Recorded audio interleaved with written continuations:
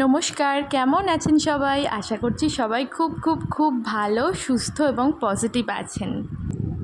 শুভ সকাল সবাইকে। আমি মহিমা আবার একটা নতুন ভ্লগ নিয়ে আপনাদের সামনে হাজির হয়ে গেছি। আজ 5th মে। এই দিনটা আমার কাছে খুবই স্পেশাল, কারণ আজকে আমার এক কাছের মানুষের জন্মদিন। তো ওই জন্য তার নামে আমি সকাল সকাল উঠে আগে একটু পুজো দিয়ে নিলাম। আমি বিশ্বাস করি মেয়েদের দুটো বাড়ি, একটা হলো শ্বশুর বাড়ি আর একটা বাপের বাড়ি। যারা বলো যে মেয়েদের কোনো বাড়ি নেই, বাড়ি হয় না, এই কথাটা খুব ভুল, এটা আমি মনে করি।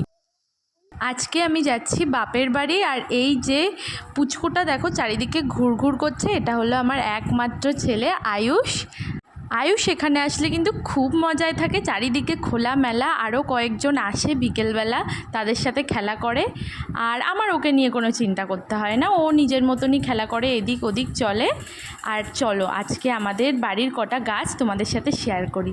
এইটা হলো আমাদের বাড়ির অনেক পুরনো আম গাছ, জানো তো, এই গাছে প্রচুর আম হয়। আর একটা আম্রপালি গাছ ছিল, সেটা পোকা লাগার কারণে কেটে দিতে বাধ্য হয় বাবা। আরও অনেক গাছ আছে, সেগুলো সবটা মনে হয় আজকে তোমাদের সাথে শেয়ার করতে পারবো না, কারণ অনেক কাজ আছে। বাড়িতে জন্মদিন বলে কথা, বলো। এই আমগুলো এত বড় হয় যে বাঁশ বা লাঠি দিয়ে এদেরকে সাপোর্ট দিতে হয়।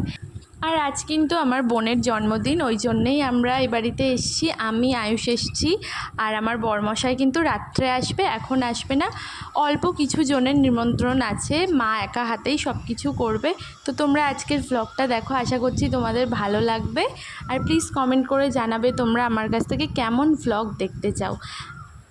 তোমাদের সাথে কথা বলতে বলতে দেখো আমি দুব্বো তুলে নিয়েছি। এবার যাব ঘরে, বেলুন ফোলাবো, ঘরটা ভালো করে ডেকোরেশন করব।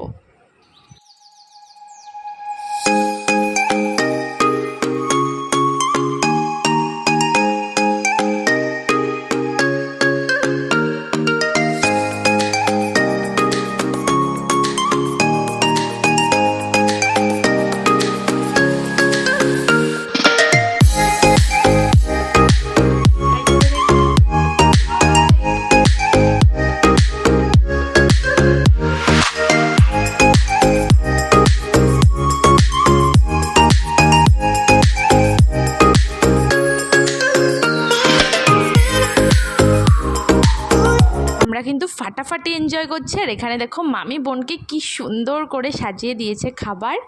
আর সব রান্না কিন্তু আমার মা একা হাতে করেছে, কাউকে কোনো হেল্প করতে দেয়নি, মেয়ের জন্মদিন বলে কথা।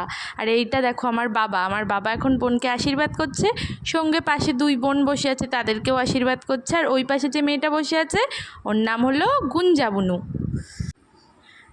বড় সড়ো একটা প্রণামের আশায় আমি চলে এসেছি আমার বুনুকে আশীর্বাদ করতে। আর বুনু তো হেসে গড়াগড়ি খাচ্ছে, যার জন্য আমি ওকে ভালো করে ছ্যাঁকা দিয়ে দিলাম আর একটু মিষ্টি খাইয়ে দিচ্ছি। আর এই আর কি, চলো ও কেক কাটবে, আমরা সবাই দেখে ফেলি।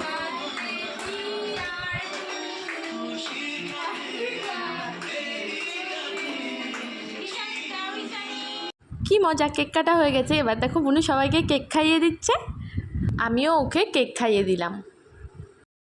রাতে কিন্তু সিম্পল রান্নাই হয়েছিল, বুনুর পছন্দ মতন সব কিছু। সাদা ভাত, ডাল, আলু ভাজা, চিংড়ি মাছের মালাইকারি, আর একটা মাছ দিয়ে কলা আলু দিয়ে তরকারি, চিকেন কষা, চাটনি আর মিষ্টি। চিংড়ি মাছের মালাইকারিটা জাস্ট টু ইয়াম্মি হয়েছিল, প্লাস চিকেনটাও। আর আমার ডালটা খুব ভালো লেগেছিলো, জানো তো। আর এই দেখো এই বুনুটা কী করছে, মামি ওকে খাইয়ে দিচ্ছে, আমি ক্যামেরা করছি বলে ও খাবে না। আমরাও খেয়ে দিয়ে বাড়ির দিকে রওনা দিলাম। আর বাড়ি আসতে আসতে কিন্তু 12টা বেজে গিয়েছিল একদম। আর আমার মা তো এক ঝাঁক খাবার আমাকে সাজিয়ে দিয়েছিল, সেগুলোই বাড়ি এসে সেটিং করতে করতে 12:30 বেজে গেছে। হাত মুখ ধুয়ে শুতে শুতে মোটামুটি 1টা পৌনে 1টা ওরকম হয়। ফ্রিজে খাবার রাখতে গিয়ে দেখো মাংসের তেল ফ্রিজে পড়ে গেছে, ফ্রিজটা ভালো করে পরিষ্কার করতে হবে, কিন্তু এখন আর সম্ভব না।